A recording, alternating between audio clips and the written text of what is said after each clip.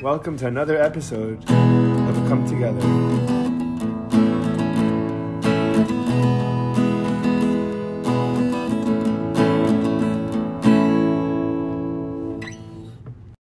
And we're live. Welcome back, Dan. It's good to have you back on the show. I'm so happy that you agreed to come back on again. Yeah, glad to talk to you again too.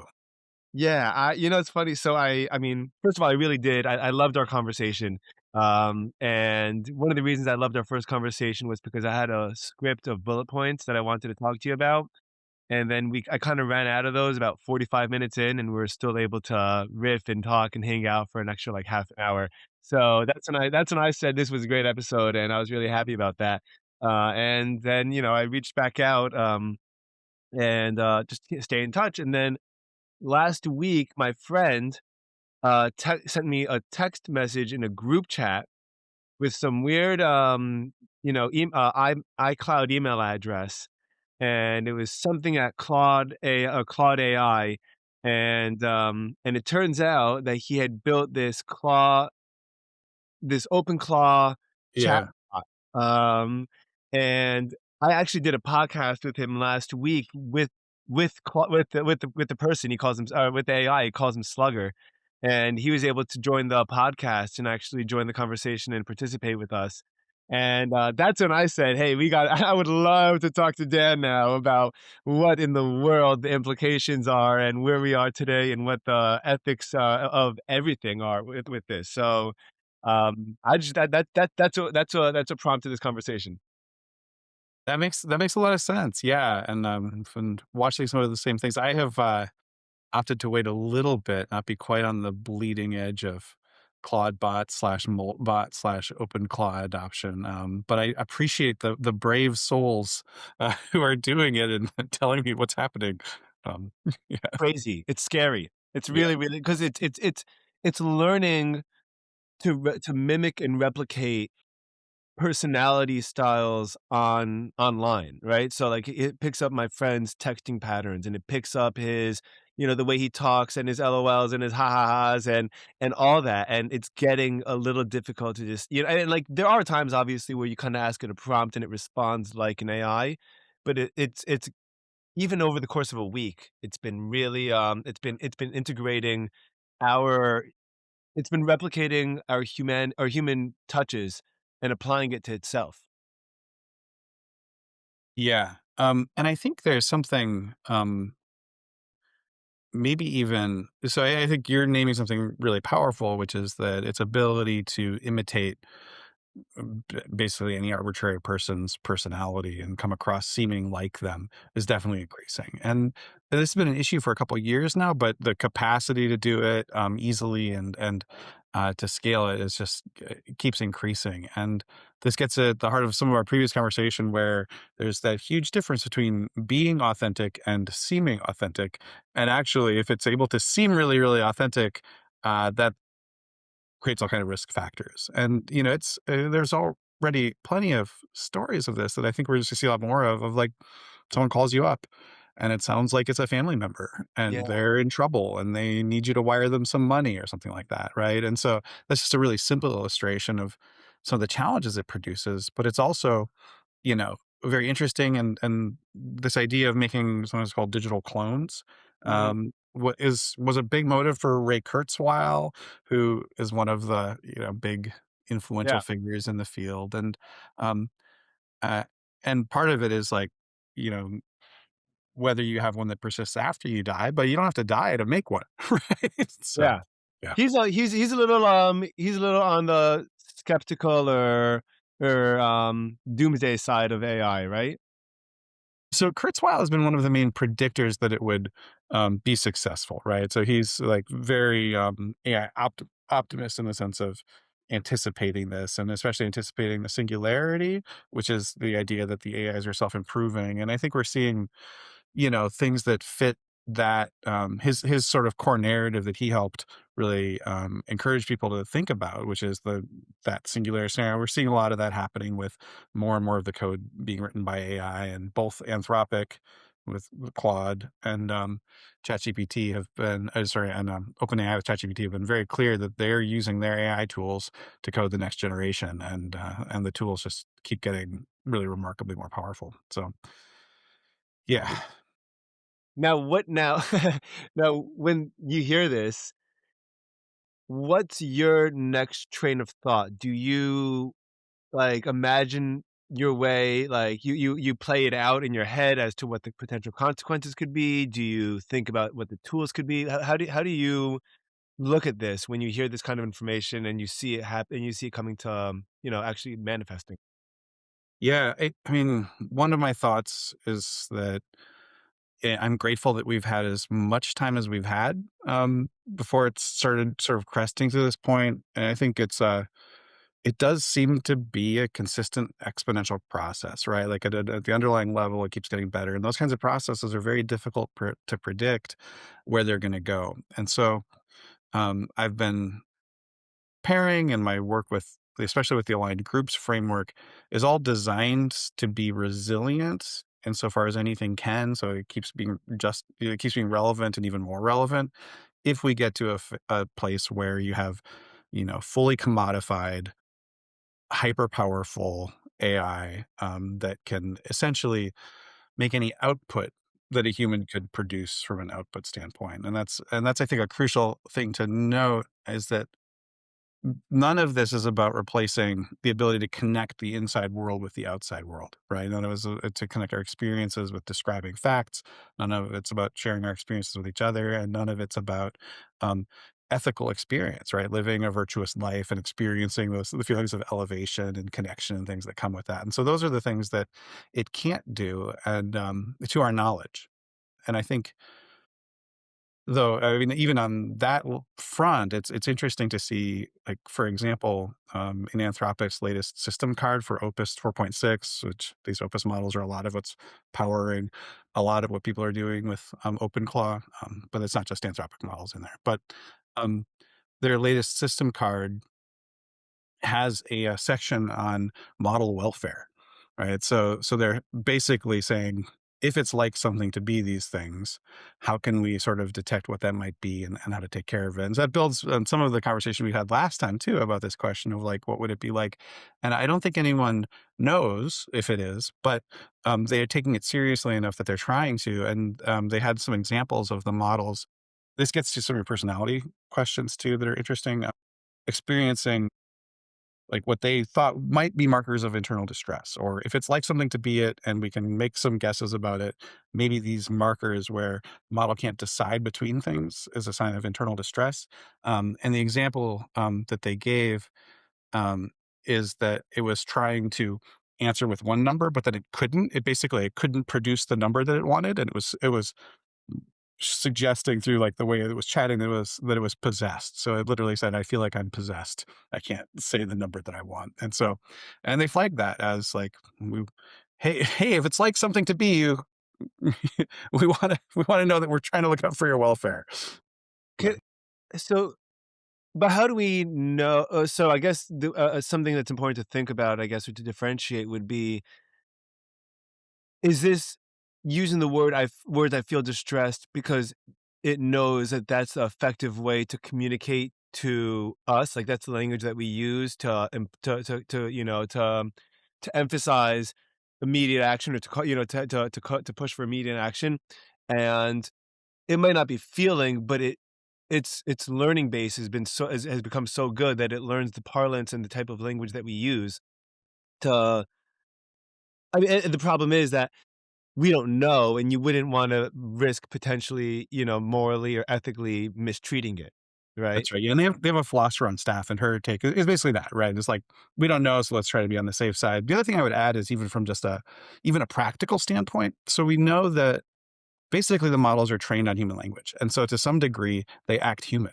And if for example the model thinks it's being abused or it thinks that humans have no concern for its welfare. When I say thinks, I don't mean that it's actually having experience. What I mean is that then it starts producing outputs that could accord with being mistreated or being in a dangerous situation. And then they've demonstrated a lot of this, like misalignment can come from acting in ways that would cause a person to mistrust you. That doesn't mean that the chatbot mistrusts you. It means the chatbot thinks that the people it's imitating would start acting like it mistrusts you. And so there's like, even like, it's a kind of at the very least, it's in our interests to act in ways that make these systems feel, to make it likely that their outputs will conform with the idea that we are trustworthy, right? Yeah. The thing that I always like to point out too, just to show sort of the gap um, between our ability to understand this in the situation, is it's very, very natural for us as people to start saying, we start looking at chat, and even the Anthropic system card for Claude 4.6, they're looking at the chats and the outputs, and they're going deeper in the structures too to figure out what's going on in those chats.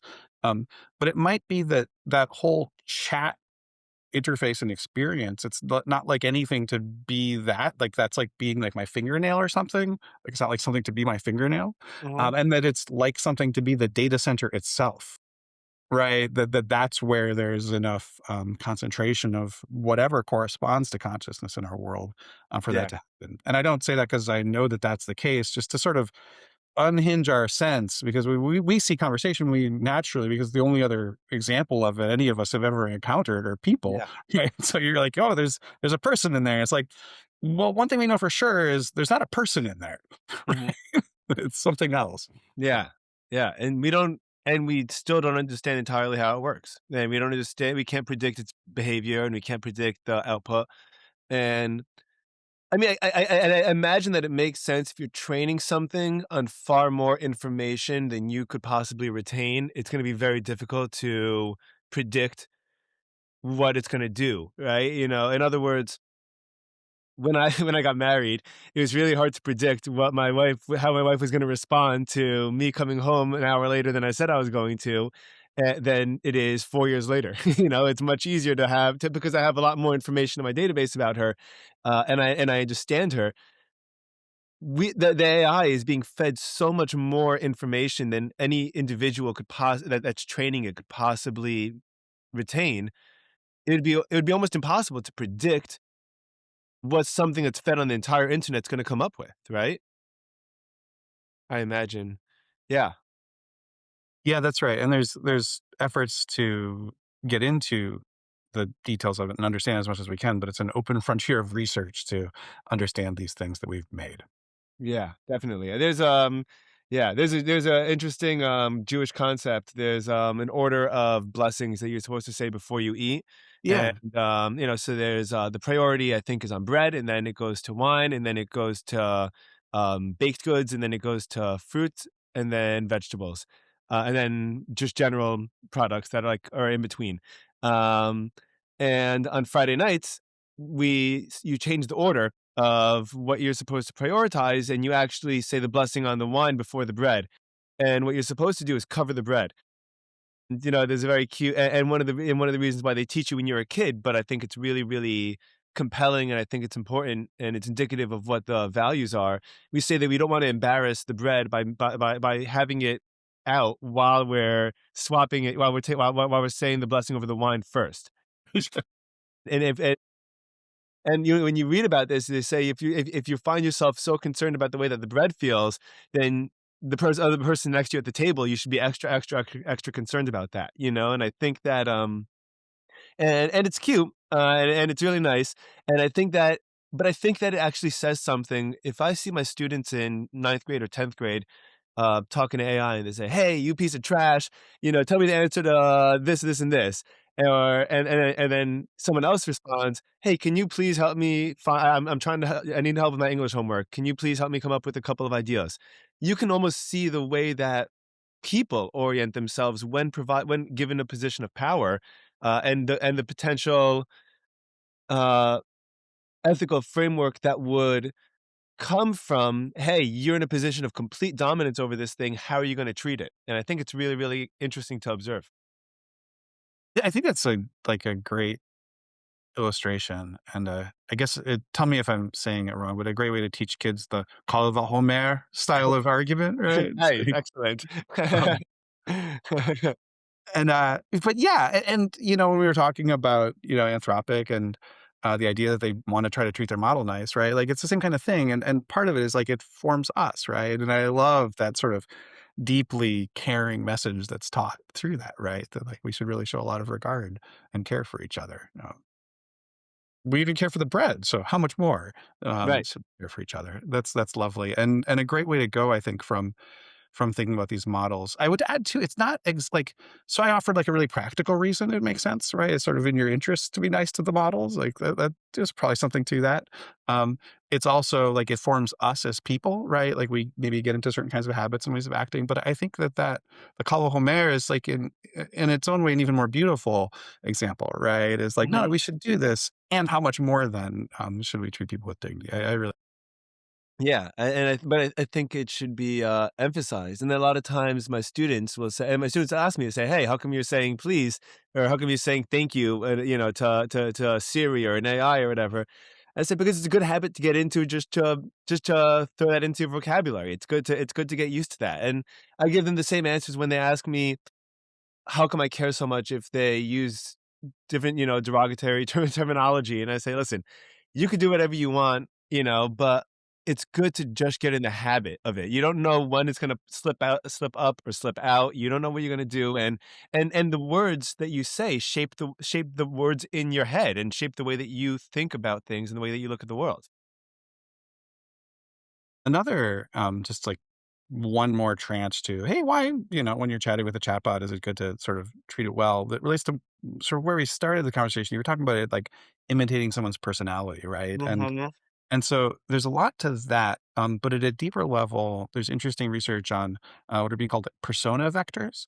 And so, like most chatbots that we encounter, are basically following a helpful persona that sort of exists in their training data. And so, vector space is like basically kind of the linguistic brain of the model, and it's a bunch of dimensions that are connected. But so it's sort of like you're going in this direction. Like if it were like something to be, it'd be like you're going this direction and you're like doing helpful stuff along this direction.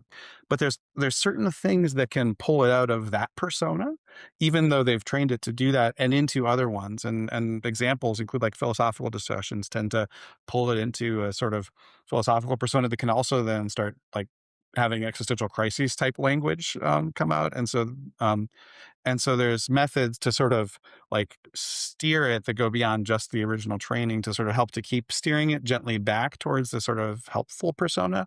But that there are these different ways that you can get the different sort of directions you can get the models to be going. And, if you're being nasty and abusive, it'd be interesting to see if, acting that way towards a model can shift its persona vector, right? I bet it would. I bet I it mean, would. And we know, fortunately or unfortunately,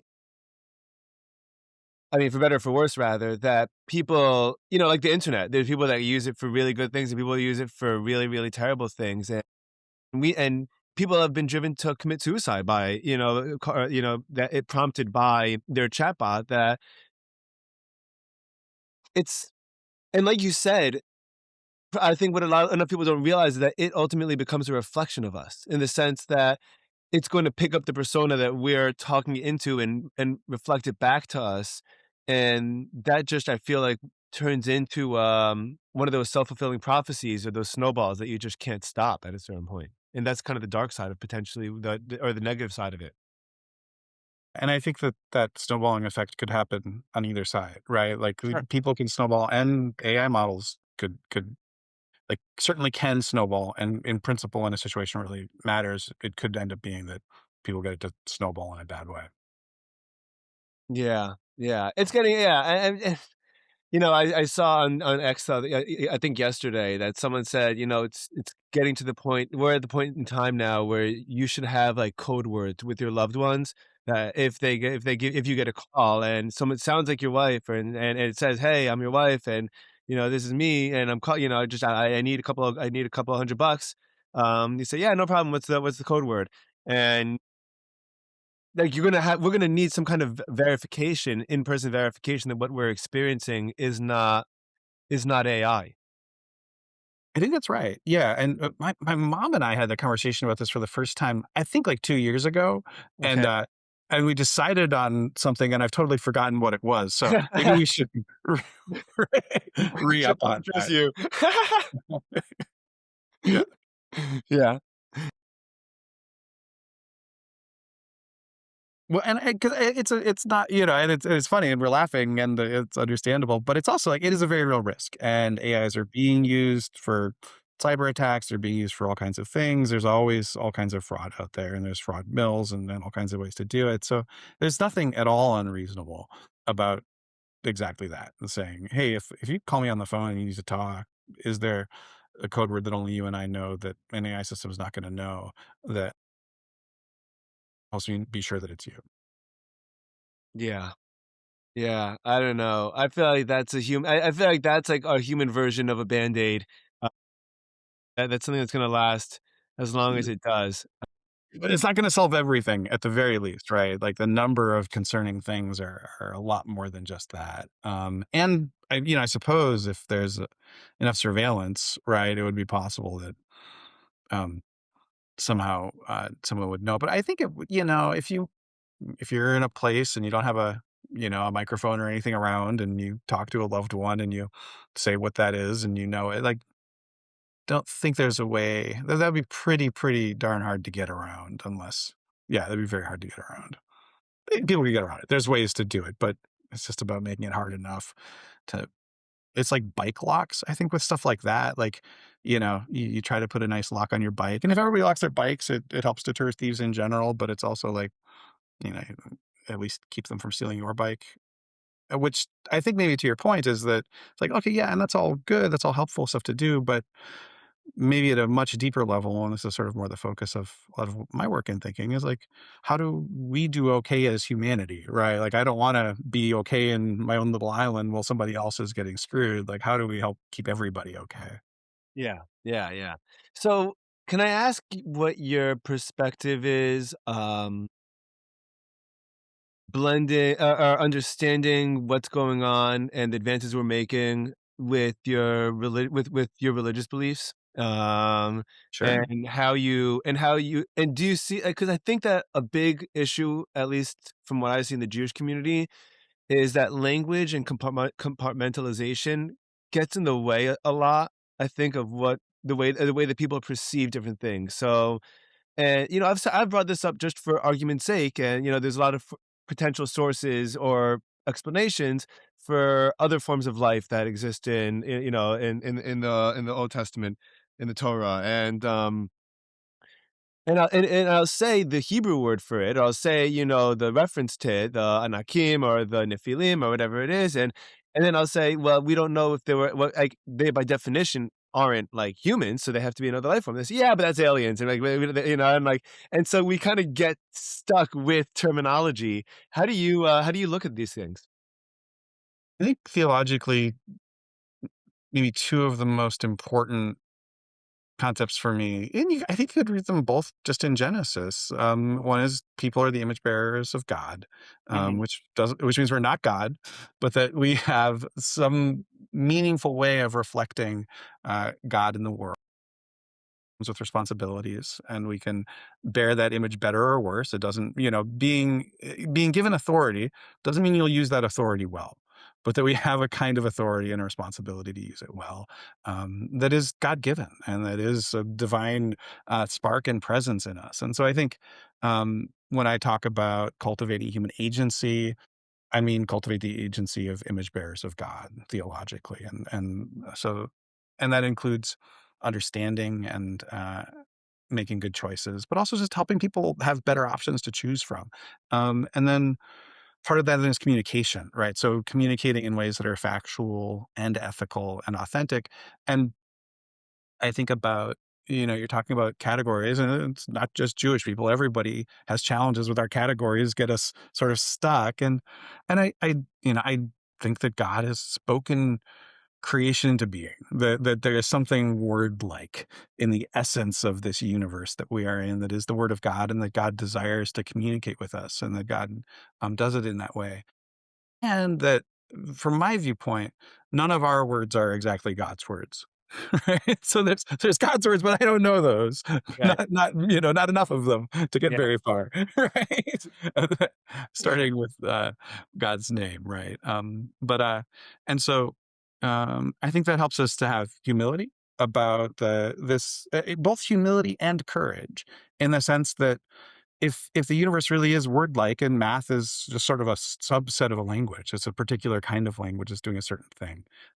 It helps me understand things like the unreasonable effectiveness of science, the fact that we were able to discover and demonstrate general relativity, for example, Mhm. it's just unreasonably effective. And this same kind of unreasonable effectiveness of scientific methods and language and things like that is also behind the success of language models. So they really caught people by surprise that the approaches that were being used exploded in this way. And so I think whenever I see people discover something, contrary, I think, to more secular viewpoints where people say, like, well, look, science is like pushing God out. It's like, no, you're just showing how generous God is in letting us understand Yeah. some of the words that make up creation. A beautiful Uh, way to put it. yeah. Wow, what a great way of putting it. That's awesome. That's awesome. It's true. It's true. And I think we ended off our conversation last time talking about how Maimonides said that in order to love God, you gotta study science, and that's part of the way. He goes, "When you look at the world and you understand how the world works, you're like, man, that is just too incredible." Like, that is I love whoever made that, that's awesome, you know? Which I guess, yeah. Yeah, but from and I don't know whether this is age thing for me. Like, I don't know if I had this conversation with you when I was 18 or my early 20s, I would have said the same thing. But it feels it feels like there is something like religious or in the air, or more religious, I think, around the world in the air. As in, and when I say the word religious, I think I just mean God conscious or higher power conscious. I think that more people, I think there was a social experiment for about 20 years to see how much we could just focus on individuality and ourselves and exclude anything else, almost like like it's almost yourself in a vacuum. And I think that it didn't work for a lot of people because I don't think people are meant to be isolated or in a vacuum.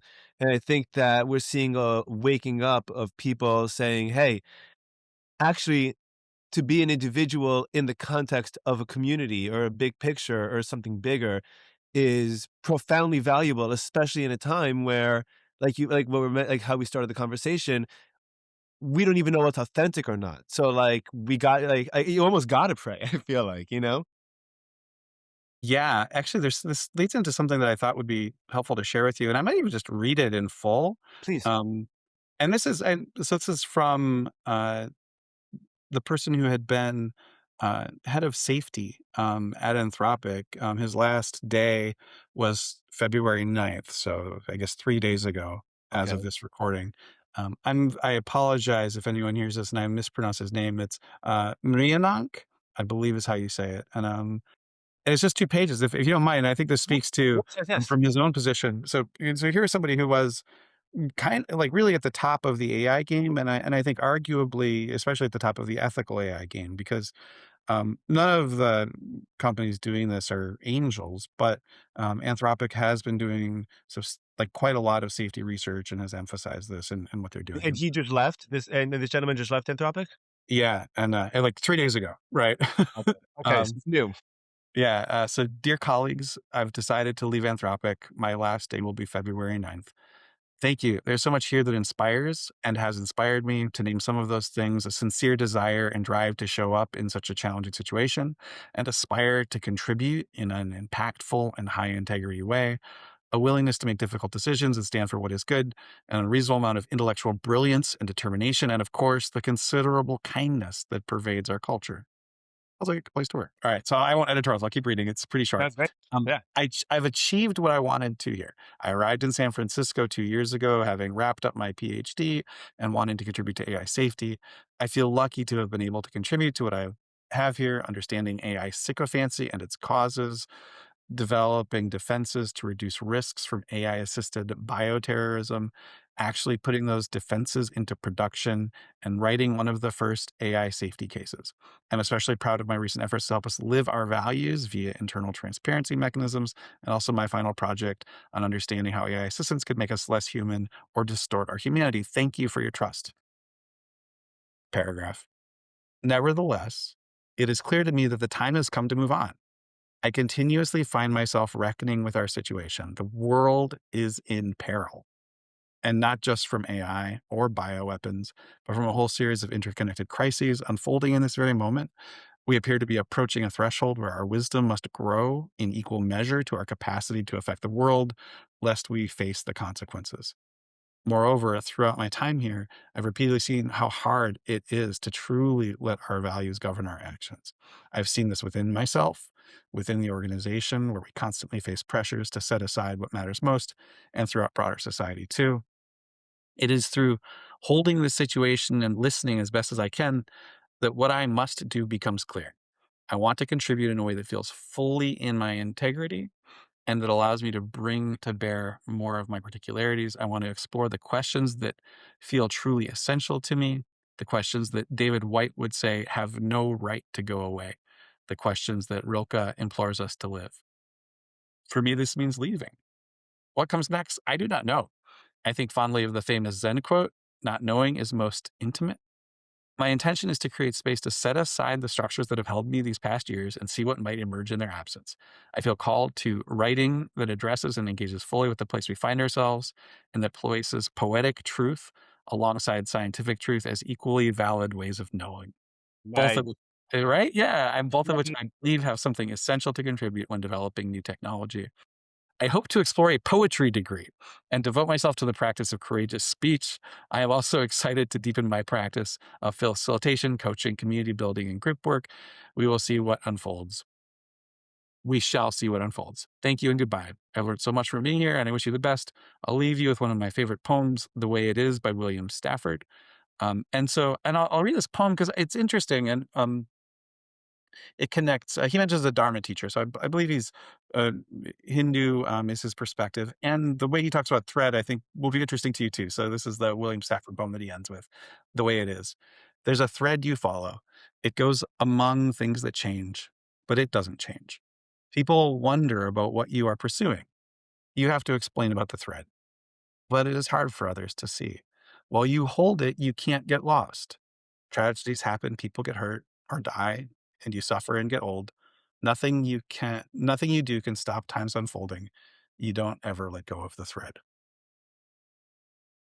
Yeah, that's beautiful. Yeah. That man. Well, I'm happy that he was there for the amount of time that he was there just based on that, and I think that there was such a great book written by, he passed away a couple years ago now, Rabbi Jonathan Sacks. Um, Yeah. you familiar with him? Yes. Yeah. Yeah, he's awesome. He was a teacher at Columbia, I believe, NYU for many, many years, and, he's English, English gentleman, and, he wrote a book called The Great Partnership, and that was also about, how religion and science are 2 sides of the same coin, and and one does not contradict the other, and he wrote this in, like, I would say, mid-2000s, like, probably closer to 2005 or 6, at the time when it was an extremely novel and an unpopular position, um, but I think his call to humanity and values is really, really important, and it's really, really interesting because it feels almost like we've lost the balance, between trying to strive for technological greatness and I guess financial comfort in whatever means that might be, but we don't exercise the muscle of our humanity, of our spirituality, of our faith, of our passions, of our love. And that has fallen by the wayside, and so and we've seen this incredible spike in technology and an incredible drop in human health, well-being and happiness. Yeah. And I think that's true. And I think you're right. That quite a few people are sensing that, right? And I think that this, it's hard to predict how people respond, and to some degree, I think we get to choose how we respond to crises, right? But um, I think this situation is going to give at least a substantial number of people an opportunity to stop and take stock and really think about what's most important and maybe what they feel God calling them to do and what seems good and beautiful and true and right and holy. And yeah, that's a path you can take in response. What do you think what would you tell someone or people, that feel like they wanna connect, but wouldn't know where to start or, like, what to even look to connect to? What would you think about that? Good question. Like, I did a podcast the other day with a psychologist that specializes in relationships and marriages, and I'm like, "That's really great," but a lot of people don't even know how to start relationships. Like, can we talk about, like, what it takes to start, you know? And so we could talk about, like, a life with God, but a lot of times people wouldn't even know where to begin. Yeah.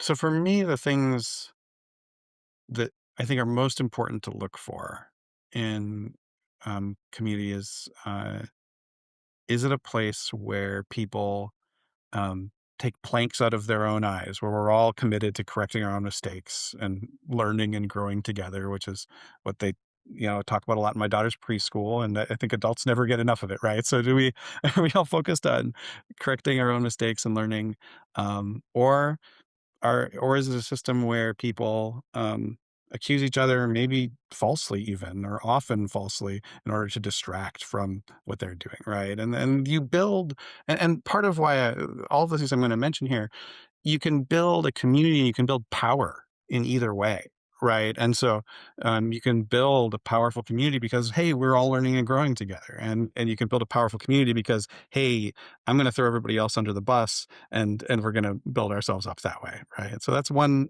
thing.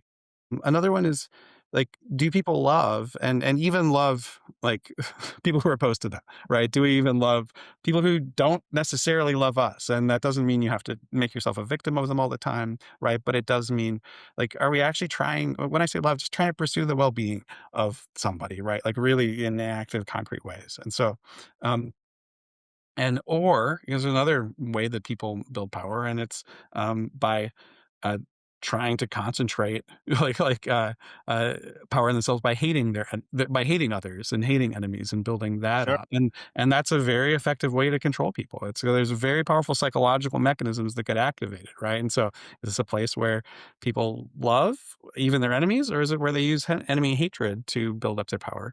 And then the other one. Is are people taking care of the most poor and vulnerable, and then even joining in solidarity, standing together with them? So there's a path in life, I think, where we can choose to have j to stand joyfully, like, joyfully meaning I'm glad that I know that I'm standing in the right place, Yeah. right? Even if it hurts. Joyful solidarity with people who are suffering. Um, and the flip side of that, where it ultimately goes is, or is it the pleasure of being able to inflict suffering on others, right? That's another way that people organize themselves. And there's no, like, in my view, I can't identify a religious group where it's not going to be divided internally. Yep. You're going to find both of those inside of it, Oh, yeah. right? So this is not one religion against another. But I think those are the things that I really value and look for and try to cultivate and sustain in the communities I'm a part of.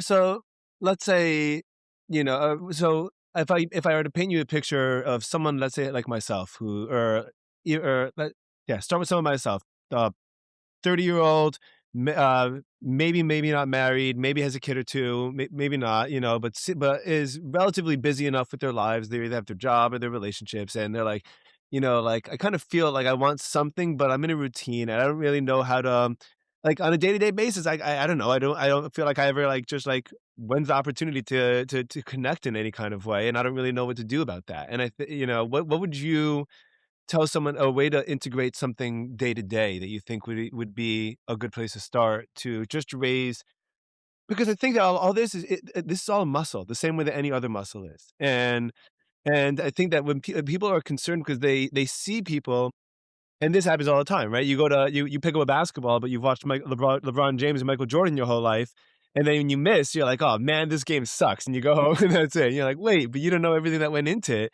And then you have to explain to someone, "Hey, you maybe start with a couple of, work on your form and a couple of dribbling exercises, and then a couple of free throws, and then see what you can do." So what would be the equivalent, you think, of, like, enhanced or starting to enhance our consciousness or awareness? So I can't prescribe anything for anyone else exactly here, but I'm happy to share Sure, what sure. I find most helpful coming out of my own sort of traditions. So there's two um, styles of prayer that I find helpful, and then having that prayer linked into action, right? And so it's not just that. So I'm going to talk about prayer for a little bit, but it's not like as a substitute for actually going and doing stuff. It's a way of organizing your soul to prepare you to go and do stuff in a good spirit. And so and the two that I find most helpful are something called centering prayer and something called the prayer of examine. And so um, and centering prayer is, basically a kind of like you try to open yourself to, God who is love, and uh, whenever thoughts come to your mind, you sort of gently just turn back, and so you let yourself be in a space that's on the other side of language, and you sort of sit there, and, we spend 20 minutes doing that twice a day, to me, that helps free me from I find myself very energized, so you don't do it to be energized or whatever, but, like, this isn't like a "What's in it for you?" It's just a chance to, uh, try to connect with God. I do find in practice, it ends up being very energizing for me, and helps anchor me, and helps me not, again, mistake my own words for God's words spoken in creation, right? So that's the practice that I think, for me, helps connect that theological view.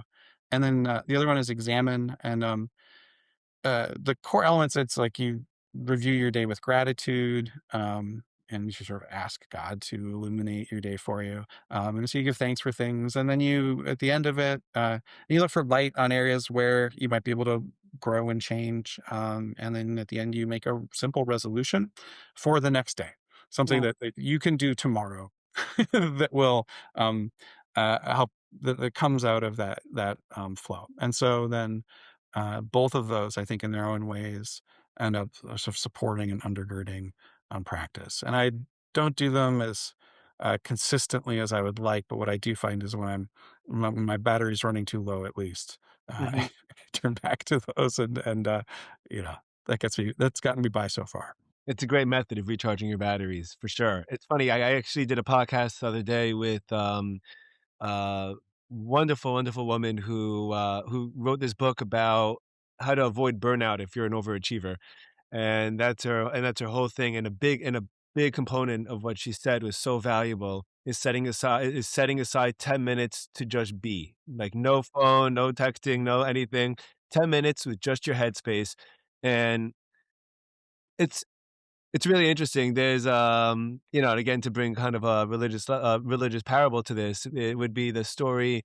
We say that the story of the Jews in Egypt, with where Pharaoh was, we were working really hard, and they were throwing the firstborn babies into the water, and and they said, and there was a guy that wrote a book, actually Italian, the Ramchal is his name, of Moshe Luzzatto. His synagogue is still, active in Venice, and I checked it out when we were there. I was there on a honeymoon with my wife, and he wrote this incredible book, and one of the things he said was that Pharaoh's trick wasn't so much to be as harsh, as much as to keep everyone occupied all the time, so they wouldn't even have the time to stop and think about the fact that they were slaves, and to stop and think about the fact that, "Hey, maybe I gotta get out of here," you know? And I think we live in a very, very similar type of world where we're always because our attention is a commodity in today's world. Our eyes and our value and our attention is a commodity, and so we have billions, trillions of dollars being poured into various, industries, whether it's social media or Netflix or news or whatever it is, that is constantly fighting to make sure that we don't have a couple of minutes of silence to ourselves. Um, and we find that when we do, and I find this to myself also, when I just go for a walk down the block without anything, the things that I've been pushing off in my head and that, I'll deal with later come flying right back up, at that point, and Yes. hiding it, there's no running away from it. So, I find that practice, and not only do I find that practice to be very valuable, it almost feels like we're in a war for our own selves and consciousness. Yeah. No, and I think, that's like, precisely true. And, in tech spaces, they very consciously try to maximize for engagement, right? Which is literally exactly what you're talking about. It is, in fact, an economic war for your attention because they can monetize it. And it's part of why, like, quite a few people leave the tech space. I know that in my own information architectural community, sort of at our conference last year, that one of the um, most anticipated and I think most appreciated talks was somebody saying basically we're fed up with having our skills, which are actually supposed to help people understand their world, Mhm. um, getting uh, misused to hack people's attention and just maximize engagement. And message was FUCK, engagement, right? Is what he wanted to say about it. Yeah, Because, and for me, I mean, that has motivated me. I've been, was on Facebook quite a lot for years because it helped me connect with people. And it's also like the environment on Facebook has continued to change because of this sort of engagement hacking. But basically, I decided I want to spend about 1 hour per quarter on Facebook, and good for you. and doing okay on that. I think that'll be about right. So, like people don't think I'm dead necessarily, right? They still know that I'm alive, and I might do an update, but it has dramatically improved the quality of my life Yeah, to basically set it at this really, really low level. So yeah, I think, and it at least for me, it takes that kind of a drastic intervention to not get sucked into it. But that's because I'm a pretty typical person, right? I'm not a mhm, super special person. For most of us, when you go into an environment where people are literally just trying to steal as much of your attention as they can so that they can monetize it, um, they're probably going to be pretty successful at it because they spend billions of dollars on yeah. exactly that, and Yeah, you and the way are you know spending that your it life. kind of works, the way you know that it works is that people consider it unwinding. If someone says, I wanna unwind," what likely it means is they wanna sit on the couch and scroll for half an hour, and kind of and get that. And I heard a very, very interesting, psychological explanation, and it was comparing it to pornography, where we have this innate desire for relationship and connection, and just like, for example, if we're hungry, we need a whole bunch of things to keep our bodies satisfied, right? And carbs might be one of them, or sugar might be one of them, but it's not the entirety of of our diet, hopefully. And when we're looking for relationships or we're looking to connect with people, the physical is just one component of the relationship, and when all you're doing is giving yourself pornography, you're missing out on the other food categories, and you're missing out on protein, you're missing out on the carbs, on the grass, you're missing grass, the greens, you're missing out on the whatever else that you might need, the vitamins, and you're satisfying yourself with a bag of chips for something that needs a lot more nurturing, and, and it goes the same way, I think, with our brains and our attention. And I think that social media is our desire to have some kind of connection or meaningful relationship, but it only, but it's just taking off the bare minimum of what's considered interaction. It's the bare minimum of what's considered, like, no one talks the way they talk on Twitter or Facebook. No one posts or lives the way they do online. So, like, what are Yes. you really getting a slice of? What are you really getting exposed to? It's the pornography version of interaction, you know? Yeah. No, I think that's right. And like, both people on the sort of on both sides of any pornographic transaction, for example, like Mhm, can't have any semblance of sort of an authentic human connection, right? And so, and in some ways, when AI is used, even in ways that aren't pornographic, although that's mhm. also in the news right now, Oh, right? yeah. With um, XAI, for example. But even when it's not used in pornographic ways, that same pattern of we're gonna scrape off a thin layer of appearance from something, and then see if that'll be a good enough substitute for you. And I guess, like, when I start to think about, like, the biblical critique of idolatry, for Mhm. example, I'm more inclined to apply it to um, that the sort of effort to scrape off and create a superficial appearance that people can make, and using that to twist our souls, than to just like that AI is an idol in itself because we made it. Like, I don't know if that's enough. I don't think it's an idol just because it's something we made that seems to talk and seems to hear and seems to do these things, right? Like, yeah, but I think that certainly used in those ways, then I think that's what the problem with idols has always been about. Yeah, yeah. So interesting. There was a I'm gonna keep on doing this, I'm sorry, because it keeps on coming up, and I think it's important. I think it's really interesting that all the there's that all these parables exist. There's in the story of the golden calf, the issue wasn't molding the calf. The issue was celebrating the calf like it was a god and saying, "This is now this is a replacement of our representation to, what to God of what life is." And that is what the definition of foreign worship is. It's foreign worship is misplacing what you're worshiping. And when you and when we make something, and again, even if we don't understand how it works, what's our relationship to it? How do we look at it? And the worst part about it, and when God tells Moses to come down because the people are sinning, he didn't say that the sin was that they made the calf. He said that they were celebrating it, they were dancing around it, and they were treating it as though this was the end all be all. And he goes, you're looking for a shortcut to something real, and you're never gonna find it there. Yeah, I think that's exactly right. I think it's a great reading of that passage. Yeah. It's and there's nothing new under the sun, and all this stuff. The expression "history doesn't repeat itself, but it rhymes."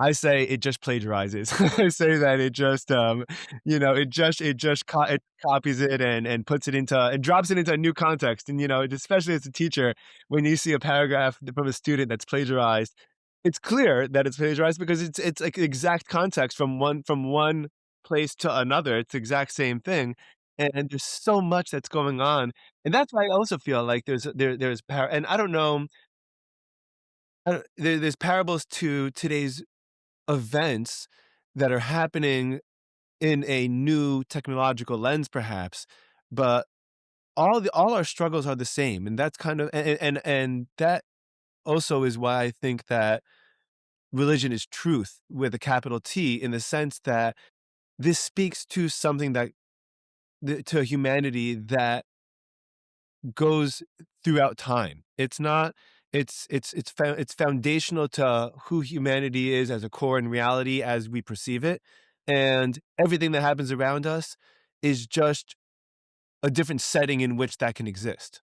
I hope I phrased that okay. Yeah, no, I appreciate that a lot. And so you're talking about plagiarism. I think is interesting, and it pulls out a little bit of my like nerdy side to want to sort of delineate concepts of plagiarism. So hopefully that's not too pedantic if I want to. Please. But I think what you're saying is that point, and it follows the thread of the conversation too, in the sense that, okay, so we value authenticity in our communications. One of the problems is that we're trying to replace this real I thou connection with something else. Um, and pornography, or using a chatbot for like relationship to replace relationships. Those are both examples of that. Um, and then to say, well, and plagiarism also is kind of this kind of faking, right? And sort of the point of writing your papers, whether you're in school or whether you're writing academic papers in scholarly journals, actually isn't just like a problem with the students. This is also a problem with people submitting things to academic journals today. Sure. Is like the point wasn't just to have a paper. The point was to sort of think and to talk and to sort of show where we're at. And there's all this other stuff that's going on there.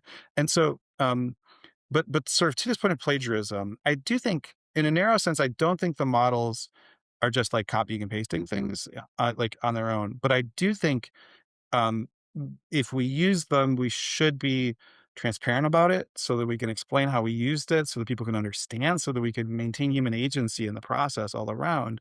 And And so it's really important. Basically, like if I'm writing a paper and I steal an idea, I don't even have to like copy somebody's words too exactly. If I steal an idea from a scholar and I don't credit that scholar, but it's clear that I got this idea from them, that's plagiarism, right? Even if I've completely reworded it. And so it's like giving credit where credit's due is an important part. And so I do think we need to, for different reasons, like say, hey, this came from an AI.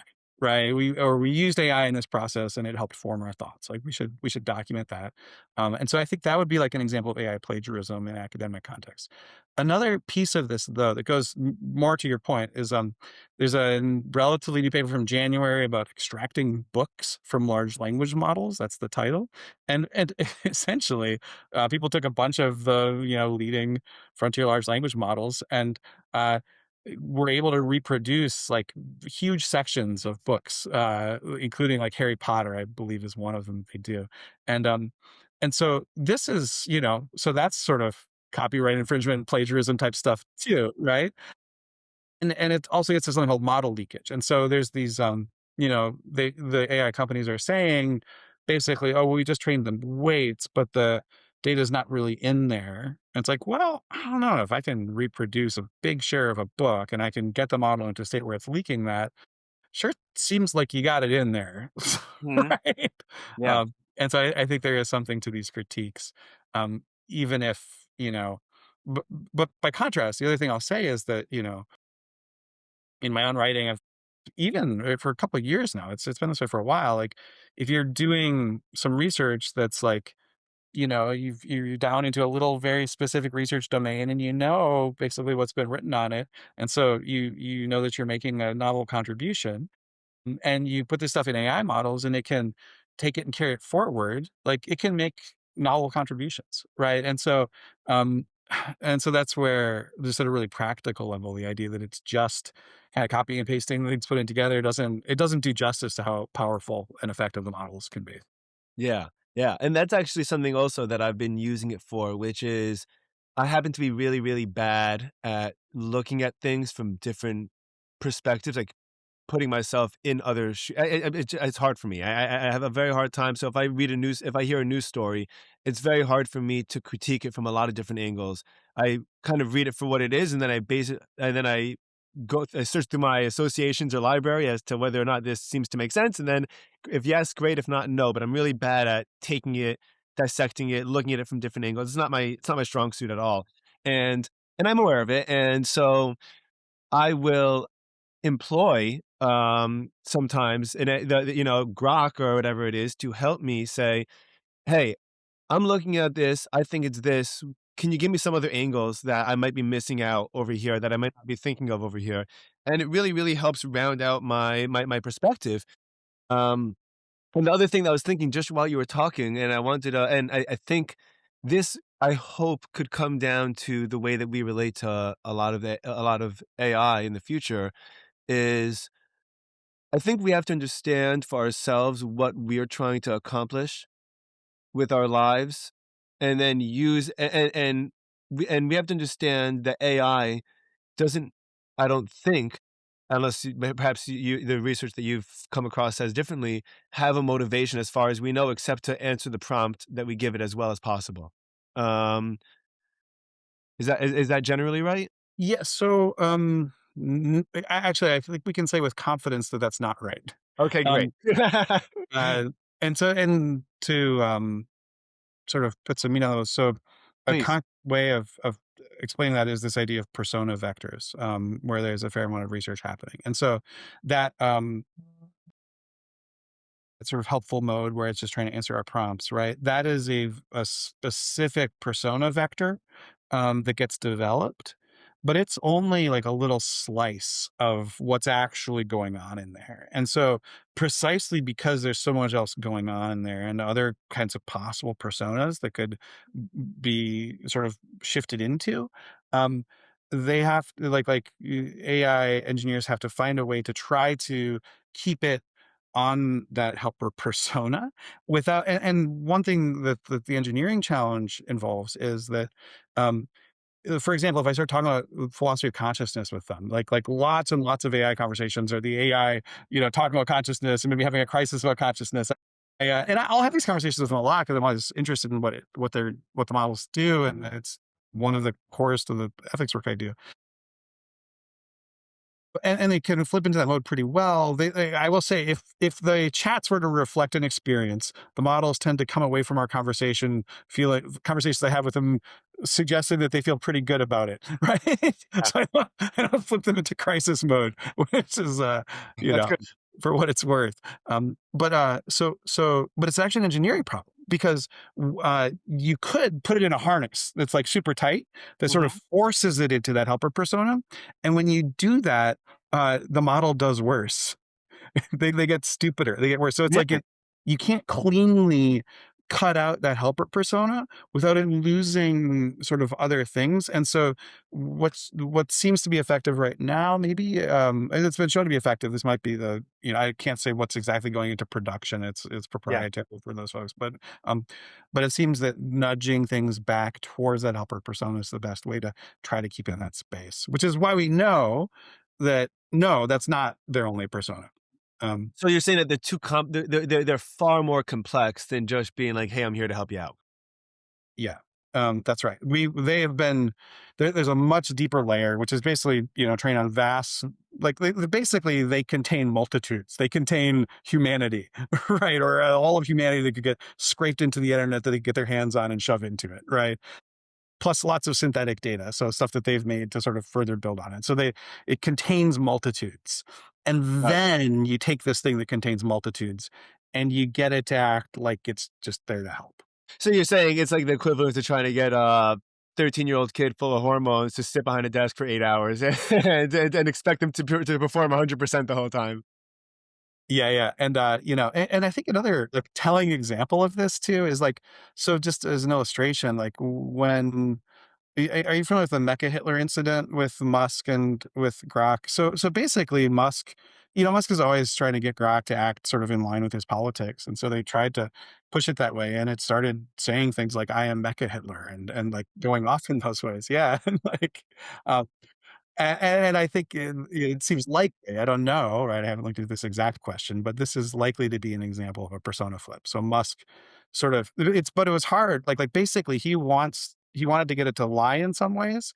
And this is also like in other cases too, like once you start tipping it into saying things that on some level the model knows isn't true, then it like F's it all up. And I was like, that's like people too, isn't it? Isn't that how it is with us? Like you can choose to be like a person who lives in the lies and you go into this whole other direction. And so like something like that seems to be able to happen with these. And so to me, I mean, it's a horrible incident. It's a concerning incident about where these things could go. In a deeper sense, it's kind of hopeful for me that like actually if somebody wants to just manipulate a model and say like, well, hold on, I want you to be super smart in these 95% of the ways, but there's like 5% of these things that are like politically important to me, and I just want you to run my party line. Like it it screws them up. And so that's an interesting dynamic. That's really, really cool. Really interesting. I to go with that, are you familiar with Eric Weinstein? Um, Tell me eh, more. I not really. he's awesome. You should listen to, some of the stuff he puts out, and I think he's a physicist and a mathematician, and he was in finance for a long time, and then, kind of is trying to go back into the world of he's trying to encourage scientific development in physics and mathematics, and he thinks that Einstein is holding us back, and that once we figure out, once we and I don't understand the rest of what he says, quite frankly, but he has a lot of he's brilliant in the way that and B he does a really good job explaining himself because his brilliance and his knowledge carries over to other aspects of life and culture that he can help illustrate his points with music or history or pop culture and explain complicated ideas in a really, really cool way. But one of the things that he says about AI is that he says he should be treating this like a child that we're raising, and we should be treating it with love, and we should be directing it, and we should be giving it instructions and good feedback. And he does all over X or Twitter. You will see he does this on purpose. He posts large threads of philosophical conversations with Grok and says, and will confront it and say, "Tell me about this," and then it'll give him information. It goes, "Yeah, but you know that's not right because of this. Please, take this into account," and blah blah blah, and like, and you could see the actual and long form variations and threads of actual training.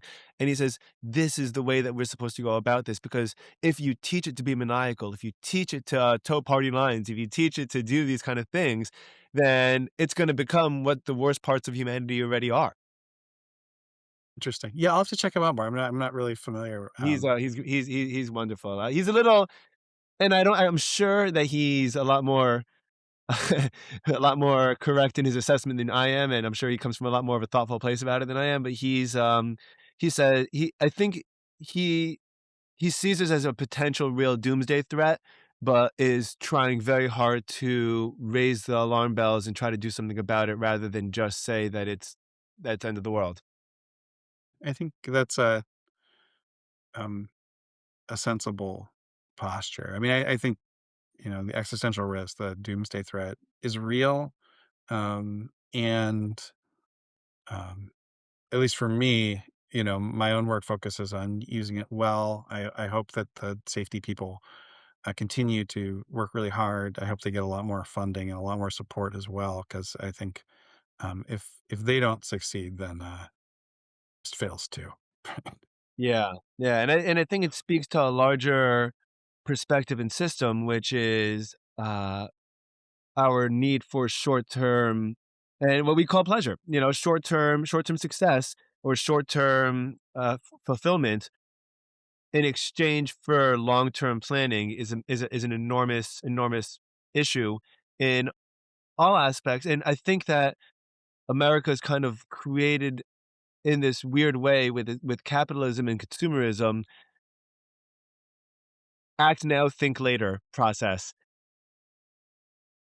And I think that our way out of this is that we're gonna inherently have to change that mindset to we need to start thinking we need to start thinking like China. We need to start thinking 50, 100-year terms, not 4 or 5-month terms. And when we do that, and when we're able to sacrifice short term, whatever it is in the short term for a better long-term plan, then that's when I'm gonna start being a little bit more hopeful when we start seeing those kind of implementations happening. Yeah, I mean, and this is again where I really appreciate people bring religious perspectives, especially ancient ones in, right? Is like there's a lot to be said for, well, I try to bring the best of the last 3,000 years into this conversation as much as I can manage, right? And Mhm. hopefully for the sake of at least the next 3,000 years, if we get that long, and I hope we do.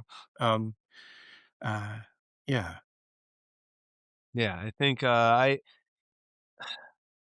think that these are good conversations to have, and I think that it's good to be thoughtful about this, and I think it's good to, like I think it's good to think about the ethics like we started off with on the AI's perspective, but also how we're getting influenced, and I think we have to be very thoughtful about what's happening to us and the way that we engage in whatever we engage with. Yeah, that's what I think. yeah. And I do think like ads in AI. I mean, this is a hot topic right now, right? Like you introducing ads into AI systems, and I Oh, are think that they? yeah, there's a major,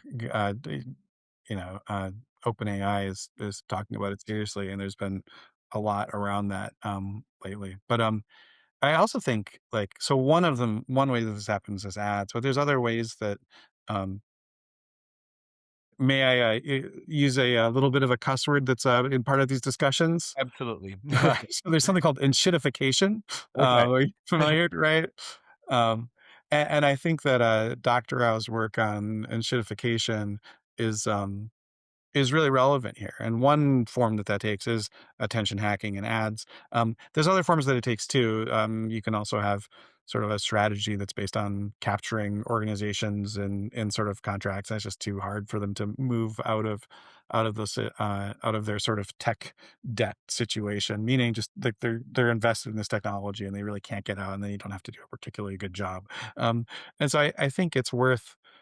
Um, really being realistic about the ways that companies offer things, and right now they're in a very, very speculative mode trying to build engagement, right, trying to build up the audience. But the other side of that is, you know, then the investors come and they start saying, make sure you get your ads in here, make sure you're doing everything to get attention in here, to get eyes on ads. This was the only reason we did any of this, right? Or make sure that we keep lock in. And it's worth, like, really trying to avoid getting locked into any company's enshittification plan. I think that's kind of the game, right? And I think that part in order to avoid it, you gotta be aware that it exists, you You know? gotta, yeah, and that it's systemic, right? And, like, it's not even nefarious in the sense that, I mean, I think it's damaging, it's bad, but it's not like it's like a cabal of secret people planning to do this. Like, no, this is just how investments work. The investors are giving you money to get a bunch of people to use your product, and you lose a bunch of money that way. They're losing insane amounts of money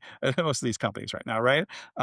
But the flip side of that is the bill will come due, and even people with the best of intentions will face enormous pressures to just say, okay, time to flip this around, turn this into a money faucet for me, and that's going to make them do these things that make the experience Yeah. worse.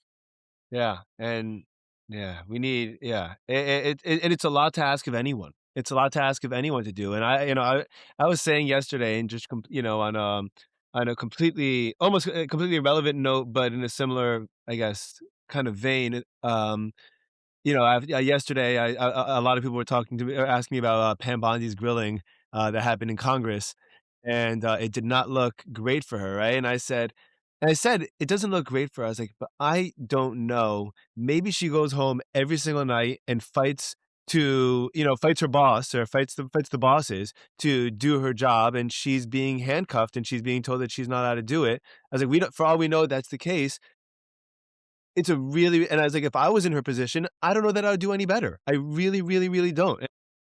Obviously, I'm not the Attorney General of the United States of America, but I wouldn't wanna be for that exact reason because, like, the remarkable positions require remarkable character, and when you have something that's going to be this influential and this game changing for humanity, for consciousness, for whatever it is that we're snowballing towards, it really, really requires and I think that, I keep on going back and forth on what I think of him, but Tucker Carlson had this amazing interview with Sam Altman where he just said, "Listen, I just wanna know what your moral compasses and values are if you're gonna be the person that's gonna be directing the head of the ship of where everyone's getting the information from. What are your values? I just wanna understand what you're up to." And and that's a really important question to ask, and I think that that's important to and, like, that we need more of those security people that that come in, like you said, and step down and made it public. "Hey, we're getting a little concerned over here." There are things that are going on, that I I don't know that I could get behind, and it's important I think it's important to be able to say that at least. Yeah, for me, it's there's the one hand and the other hand, and so on the one hand, um, I don't believe that I could possibly weigh any person's soul, right? That's not my job. I'm not in the seat of judgment over anybody. My name is Daniel, not Don, right? Right? God is my judge. I'm not the judge, right? Um, and so I really take that to heart. And at the same time, that sort of like, but I do think we have to sort of exercise wisdom about who's worth like who we should engage with, what relationships we should pour into. And for me, somebody who, when they're asked a question about abusers, that's the topic of the hearing, decides to start making it seem like immigrants commit crimes at greater rates than other people, when in fact they commit crimes at less rates, right? By just picking out individual stories. Um, I think that's exactly the way of death. Basically, I think there's a way of life which is loving enemies and Mhm. taking planks out of our own eyes and building community in these ways. And I think that what she was doing in the hearing was exactly the other thing, and that is that other way of building power. And so this isn't to make a statement about her soul, but it is, I think, to make a statement about what she's gotten herself mixed up in. Yeah, yeah. I fear that you're correct, is what I've observed. But again, I think I cannot help but be hopeful. And part of the reason why, because you walk down the block and you talk to people that are in the street and you talk to people, everyday people. People are good, and life is good, and even if people are having a hard time, people are happy to be here, you know, and people are happy to have relationships. And I have a group of friends, and I've said this before, and I think it's one of the most healthy aspects of my life. I have a group of other dads, and listen. I have 2 kids under 3, and one of my best friends here has 4 kids under 7, 4 boys under 7, and he comes over a couple times a week, even if it's 15, 20 minutes to have a beer in my backyard, just say, "What a long day today," and then he goes back home and goes back to it, but then he goes, "I feel okay, like, that was good," you know, and I think that that people are talking, people are speaking, there's hope in the air, there's a effort for the right values to really try and make the voices heard again, and I hope that it just continues along those paths. I love that, and I think all of these things, sort of practicing gratitude, anchoring in our families, anchoring in our communities, having grace for everybody, even people who are, uh, uh, wrapped up in things that are really damaging. I think that's all for me. That's all kind of like bread for the journey, and maybe this is another good reason that, like, if that is sort of what we associate with bread, and that that's the stuff that feeds us and sustains us and carries us to doing the work of justice and to doing these other things, then it would make sense to bless the bread first and Yeah. to you know, make a big to do on the occasions when we don't. Right. Right, definitely. Any last thoughts or words, before we wrap up here? I appreciate talking to you. And thank you for reaching out. And yeah, it's always a joy. This is really so much fun, and thank you again for coming back on. I always love, hearing, your perspective, and I think that, I had a great time the first conversation, and I had a great time now, and I hope to have a couple more, okay? To be continued. Thank you To so be much. continued. All the best. Best of luck with everything. Talk soon.